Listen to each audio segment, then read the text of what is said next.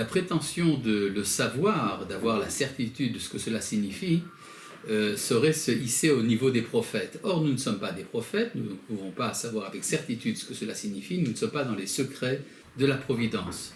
Cependant, nous pouvons en tirer des enseignements et nous devons rechercher à savoir ce que nous pouvons apprendre de ces événements.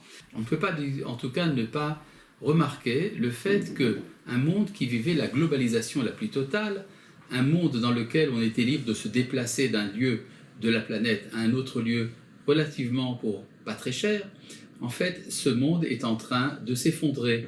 C'est un monde dans lequel la tentation cosmopolite était très forte et finalement, chacun de nous revient non seulement à son cercle national, mais encore plus à son cercle familial et probablement à sa propre personne.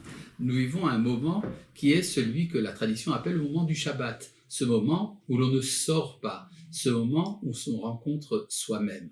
Or, une des plus grandes terreurs, une des plus grandes inquiétudes de l'homme moderne, c'est la solitude. Qu'est-ce que je peux me dire à moi-même lorsque je suis tout seul? Or, c'est justement le moment d'un enrichissement extrêmement fort. C'est le moment où nous pouvons retrouver notre identité la plus interne et nous pouvons même peut-être rencontrer notre âme, notre neshama.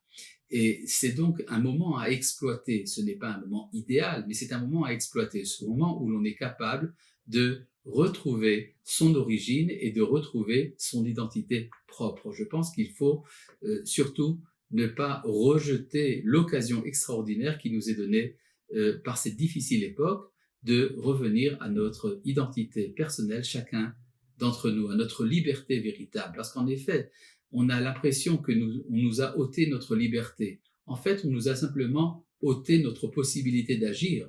Mais c'est le moment de retrouver notre liberté intérieure, celle qui n'est jamais altérée par les événements extérieurs.